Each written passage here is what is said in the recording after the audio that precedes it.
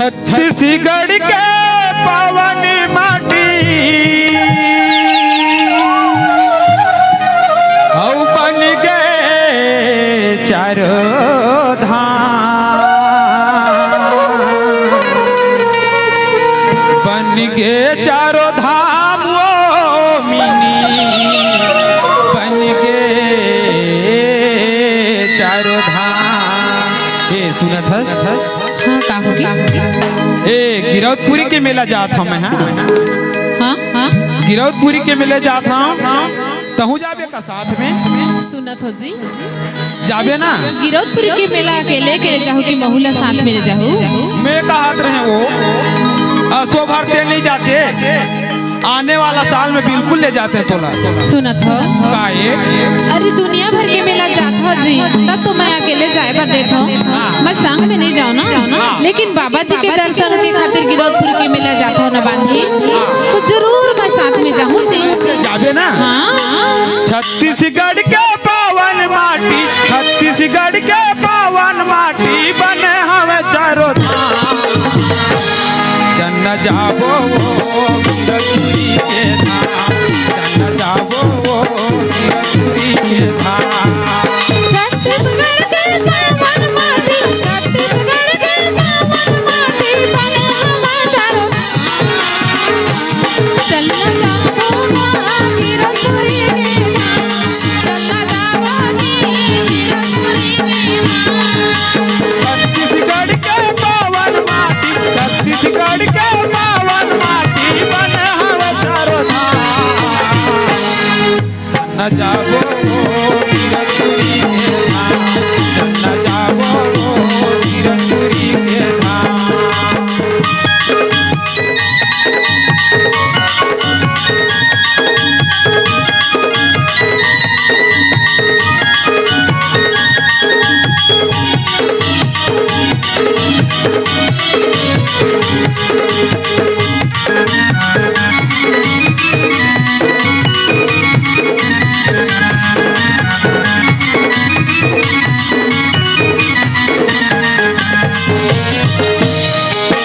गिरौदपुरी के धाम वो मिनी, गिरौदपुरी के धाम वो, गिरौदपुरी के धाम, गिरौदपुरी के धाम बाटे, गिरौदपुरी के धाम ना, गिरौदपुरी के धाम, गिरौदपुरी के धाम वो मिनी, गिरौदपुरी के धाम वो, गिरौदपुरी के धाम, गिरौदपुरी के धाम बेटा, गिरौदपुरी के धाम ना, गिरौदपुरी के धाम।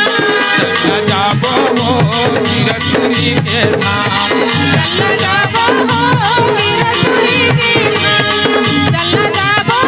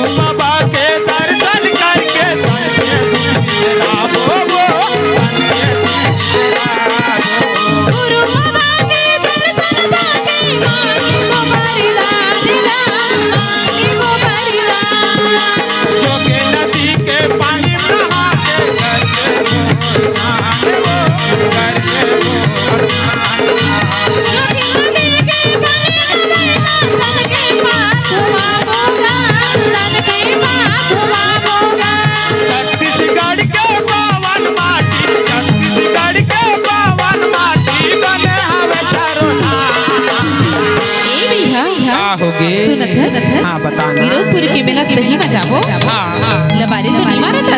लबारी बिल्कुल नहीं मारा हो, काबर बाबा जी के मेला हुआ थे ना। ऐसे का? हाँ चलना जाबो जी गिरौदपुरी के धाम, चलना जाबो हो गिरौदपुरी के धाम।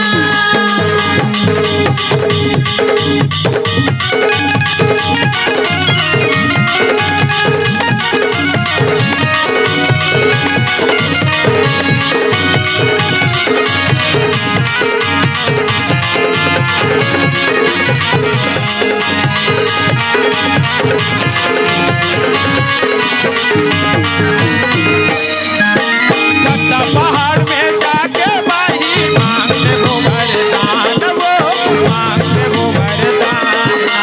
नहीं नहीं माला तो बिगड़ के अखंड ज्योति जलाएगा, अखंड ज्योति जलाएगा। छत्ता पहाड़ में जा